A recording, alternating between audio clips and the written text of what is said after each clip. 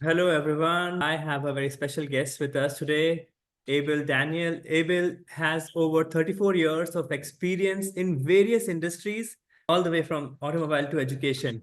He has been in education primarily in IT for last 12 years, and he's currently the Director of Partnerships with EC Council University, which is an online accredited American university specializing in cybersecurity. He has over 4 years of experience in articulating partnerships in the cybersecurity domain. In today's session, you will learn about cybersecurity and how you can become an expert. So my first question to you is, what makes cybersecurity an exciting and promising career choice for the students today? A nice question, Devesh.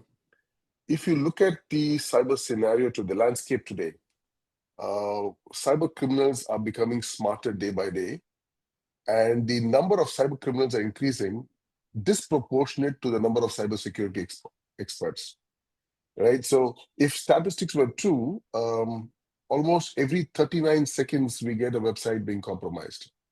But the saddest part here is that on an average, it takes about 208 days for us to even realize that we have been hacked, right? So that's the kind of situation we are facing now. The cyberspace is no longer safe, not only for corporations, even for individuals as well. We hear of so many interesting stories of people getting abused, people being cyberbullied, people being taken into ransomware attacks. So there are several things happening even at the individual level. The global loss, I think it's today stands at $10.5 trillion. That's a global loss.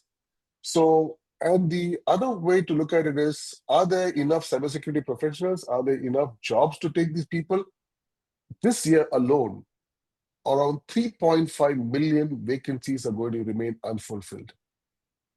Now, if I have to sum up the global cybersecurity graduates graduating out of this year, across university, they don't sum up to 3.5 million. Yeah. Now, is there a calling for you to come out to the open and say, hey, I'm going to make this cyberspace a safe place to be? And that's where the students will have to move in. It's no longer, even at the country's level, when the wars are being fought, it's no longer being fought mostly on air, land, and sea. It's today being fought on the cyberspace. Cyberspace is where the warfare is being brought. Yeah. Military on the land and air is only a residual effect. So I think now is a calling for most students at an early stage to have a calling say, do I want to be in that space, making my country or the world a cyber safe place to be? That's what a Yeah. calling is. And so that makes it even more interesting. And what is even more interesting is this being the new technologies coming in, whether it's artificial intelligence or machine learning, any new technology that comes in, cybercrime becomes that much more complicated. So the cybersecurity experts will have to be well-versed, competent, upskilled, reskilled every time to match up to the cyber criminals. I'm sure there will come a time when we'll outsmart them, but right now we're not there. Absolutely. I hope we do that quickly. Thanks for sharing the global scenario and also sharing the numbers, which are so relevant now.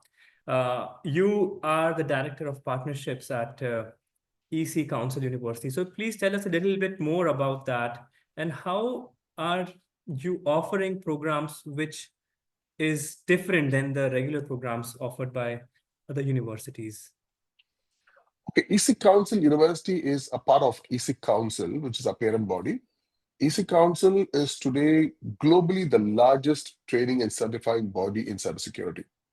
Now, you Google out the certifications on cybersecurity, whether it's a certified ethical hacker or a certified network defender or a penetration tester or even a computer hacking forensic investigator. So you Google any of the global standard certifications, they belong to EC Council. Now, being a US-based organization, we work very closely with the Department of Defense in the US, and we also work closely with the Pentagon, which is the military headquarters of the Oh, US. We also work with the Army of Malaysia, we work with the Army of Thailand, so we work with various armies of different countries because that's where, as I said, the warfare is being fought on the cyberspace. Now, Being a part of EC Council, our university, which is accredited by the Distance Education Accrediting Commission, which is a national accrediting body in the US, we are completely online, but we also have the ability to embed these industry certifications into our program. So, as any university which offers your bachelor's, your master's program, your graduate certificate program, or even a singular course or short-term program certificate courses, we offer all these courses with this certification. So the difference between us and another university is that our students come out with not only a certificate of a degree or a professional certification, they also come out with an industry certification, which tells the employer that they are skilled in that particular area. Number one. Number two, most of the universities across the world, cybersecurity is being taught by academicians from a textbook, right? Yeah. As I told you, if every 39 seconds it's being compromised, cyber criminals are becoming smarter. You cannot learn cybersecurity from a textbook published 6 months back or 1 year back, right? So the difference we made was that since we are online and we are asynchronously online, we use cybersecurity industry experts as our faculty. Now, Yeah. these people have a full-time job in the cybersecurity space, fighting cybercrime on a day-to-day basis.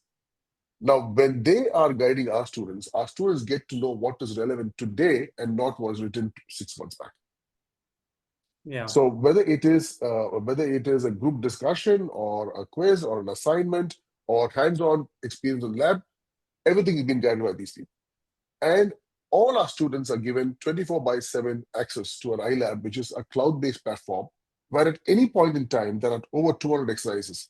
Now, the students can learn how to crack an administrator password, launch a denial of attack, create their own botnets. Everything is doable on that, but under the guidance of our industry experts who are doubling up as faculty for the university. Okay, fantastic. Thanks for sharing that. And I'll ask you to elaborate a little more on your pedagogy and how does actually studying cybersecurity prepare the students for the real world jobs? Interesting question, because today, if you look at any university globally, there's something called a cybersecurity tagged along with whether it's a bachelor in computer science or a master in computer science or any other program. Cybersecurity is being used in every program. But are the students getting the right skills and are they being prepared for the jobs today? Is a big question, which most universities, and that's where I come in as a partnership director who's trying to articulate partnership with universities to ensure that our skill is being used by those universities to provide quality cybersecurity education. Now, as I said, cybersecurity is not about reading a textbook, it's not about seeing videos, it's more how much hands-on experience you get. Now, if you look at a course or a program in our university, 80% of the time the student is doing some activity or other. It's only 20% of reading. Rest all is activity based. Okay. Now, whether it could be just a discussion thread. Now, let's say a student in India uh, is joining the university, and in some course or at some level, the faculty says, I want this class to research on this topic and put in your comments as a part of your discussion thread. But you also need to respond to two other students. You just can't say, I agree. It has to be Yeah. substantiated, right? So the Yeah. students go and research. The Indian student researches on the Google and gets some details and says, this is from the Indian perspective. There's someone from the European perspective. There's someone from the US perspective. There's someone from an African perspective. So the student, when they learn the international level and they are exposed completely internationally. And that's what makes them relevant to what is happening today. Now, with hands-on experience, with an industry certification exam, with the guidance of experienced faculty or industry expert who's a faculty, that makes them more job ready today. So it's the outcome which matters. When I come out, it's not only the certificate, but the skills and the knowledge I acquire, which Yeah. I'm able to face the employer. Now, when it comes to careers in cybersecurity, it's no longer a IT related domain now. Every industry requires cybersecurity, whether Yeah. it's healthcare, whether it's finance, whether it's automobile, whether it's government sector, everyone requires cybersecurity. Yeah. But what is mushrooming now are a lot of new companies which are coming in, which are getting into cybersecurity solutions. Now, Okay. for instance, even at our level, we have something called as the EC Council Global Services, which offers cyber solutions to corporates who cannot afford or don't want to invest on their own cybersecurity department. So we act as their cybersecurity domain for them. So those are companies which are requiring a huge amount of cybersecurity. So whether you're joining as a security analyst, whether you're joining as a cloud security architect, you're joining as a penetration tester, or you're joining as a SOC analyst, now there's a huge amount of opportunity open the button. Now, when a Okay. student gets into the cybersecurity domain, and that's when he or she realizes where they want to specialize on. Whether Okay. you want to be a SOC analyst, whether you want to be a security analyst, whether you want to be a forensic investigator. So there's a huge Yeah. amount of opportunity available. So Yeah. that's what the students look for. Okay. And can you give a couple of examples of graduates from EC Council and what they are doing right now, where they are, and how has their trajectory been? Okay, so in EC Council University, we have a mix of students. We have students who are just graduated. There are even students who are studying in other universities who join our Yeah. course. They're also working professionals. Okay. Now, what we see is that these working professionals, when we do a student survey, so after every program, we do a student survey, we find that almost 97% of the students who are already employed say they either got a raise or a promotion. Now, those students who come out with an objective, almost 100% of the students have said that they've landed their dream job within a year of completion. Now, whether they got a job immediately, yes, but did they get the dream job? Maybe it's taken some time. Yeah. So everybody has their aspiration, but getting a job, it's today declared as a 0% unemployment domain Okay. because the demand is far higher compared to the supply. But there are people who call themselves cybersecurity professionals who are not skilled enough, hunting in the wrong domain for their places. So that's where the unemployment comes in. Right. Right. But if you are skilled well, you are because it's like a doctor, right? You can't be a doctor 10 years back and don't upskill yourself on the latest diseases and the medications and call yourself a doctor still. So Yeah. you need to regularly upskill and reskill and then Yes. be ready for what the domain holds for you. Fantastic. Superb. We are almost coming towards the end of the session. So my final question to you is, what advice would you give to high school students who are interested in cybersecurity but are unsure where to start?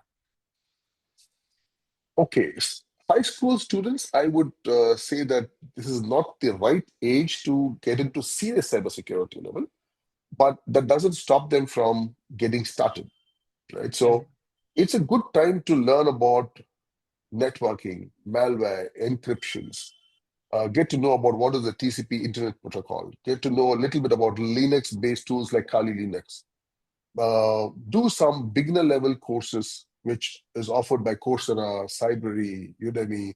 There's a beginner level. I would not recommend them to go for serious certifications now, but Okay. I would definitely want them to even look at programming languages like Python or JavaScript or Bash. These are programming skills which are very much used in the cybersecurity domain. So getting prepared when they're in high school and when they get into the undergraduation level, this will come in handy when they get into a serious cybersecurity domain. I would not recommend anything serious on cybersecurity as long as you cross 18 years of age. Till 18 years of age, I would advise students to get themselves prepared on these basics. And when they enter the undergraduation level, that's when they have to look at getting into serious cybersecurity. And even at that level, I would say start off with simple certification like a certified network defender course. Get the hang of it, see if this is your calling. Because if you're not passionate about cybersecurity, you will never excel there. You can't Yeah. do that because I will get a job. No, it's not just a job. It has to be a passion driven, and that's what makes you get skilled and skilled and skilled and become a cybersecurity professional. Also, I would warn the students, whatever you're learning, keep your ethics and legality in mind. Never use those skills the way the criminals are using it. Whatever Okay. skills you acquire, keep ethical and legality into your mind. Okay. Fantastic. Superb. And what is the earliest that these students can do one of your certifications? Or maybe, if some of them are already going to college, and how can they start engaging with you if they are already pursuing their undergraduation right now?